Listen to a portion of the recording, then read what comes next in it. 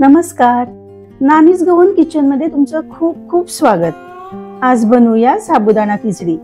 काही जणांना साबुदाणा खिचडी बनवणं म्हणजे किचकटीचं काम वाटतं, कारण कधी कधी ती चिकट होते तर कधी कधी त्याचा गोळा तयार होतो। पण मी म्हणेन ही रेसिपी जगातली सगळ्यात सोपी रेसिपी आहे। मी सांगितलेल्या थोड्या टिप्स फॉलो केल्या तर तुमची खिचडी पण अगदी परफेक्ट तयार होईल। चला सुरू करूया। सगळ्यात पहिली टिप, तुम्हाला सकाळी खिचडी करायची असेल तर साबुदाणे रात्रीच पाण्यात भिजत ठेवायचे आणि भिजवायच्या आधी 3-4 वेळा स्वच्छ पाण्याने धुवून घ्यायचे, म्हणजे त्याच्यातला सगळा स्टार्च निघून जातो आणि खिचडी चिकट होत नाही। नंबर 2, साबुदाण्यात पाणी घालताना ते साबुदाण्याच्या अगदी बरोबर लेवलला घालायचं, ना जास्त ना कमी। तुम्ही बघू शकता, म्हणजे सकाळी असा परफेक्ट एक दाणा वेगळा झालेला असा साबुदाणा तयार होतो। चला खिचडी करायला सुरू करूया। आता याच्यात घालूया 1 चमचा मीठ, चमचा साखर। खिचडी करण्याआधी 5 मिनिटं मीठ आणि साखर साबुदाण्याला लावून ठेवायचं। आपली कढई तापलेली आहे, याच्यात घालते 2 चमचे साजूक तूप,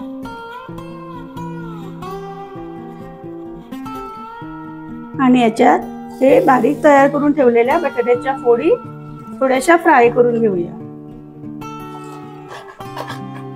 हा मी कच्चा बटाटाच घेतलेला आहे, तुम्हाला हवं असेल तर तुम्ही उकडलेला बटाटा पण घेऊ शकता।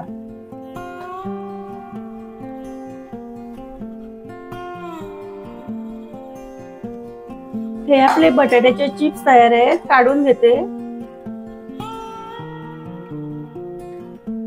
परत त्याच कढईत घेते 2 चमचे तूप, याच्यात घालते 1 छोटा चमचा जिरं, कढीपत्त्याची पानं आणि हिरव्या मिरच्या। मी 4 हिरव्या मिरच्या घेतलेल्या आहेत। लहान मुलं खाणार असतील तर थोड्या कमी घाला। आता याच्यात घालूया साबुदाणे।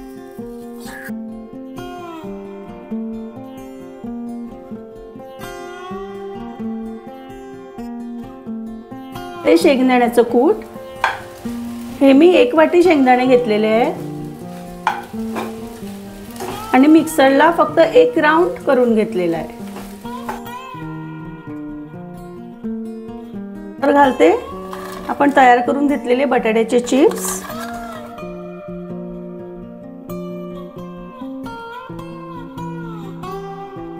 ते तुम्ही थोडंसं टेस्ट करून बघू शकता, मीठ किंवा साखर इथे ऍड करू शकता। याच्यावर एक पाण्याचा हबका मारूया आणि हे 3-4 मिनिटं असं झाकून ठेवूया।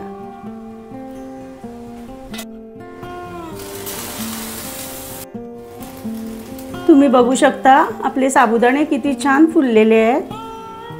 गॅस बंद करते आणि ही आपली अतिशय चविष्ट अशी साबुदाणा खिचडी तयार आहे। आपण इथे बटाटे न उकडता ते तुपात फ्राय केल्यामुळे हातांना अतिशय चविष्ट लागतात आणि या चिप्स मुळे मुलं सुद्धा ही खिचडी आवडीने खातात। नक्की करून बघा आणि ही रेसिपी आवडली तर चॅनलला लाईक आणि सबस्क्राईब करा आणि ही रेसिपी शेअर पण करा। परत भेटू लवकरच, तोपर्यंत स्वस्त रहा, मस्त रहा।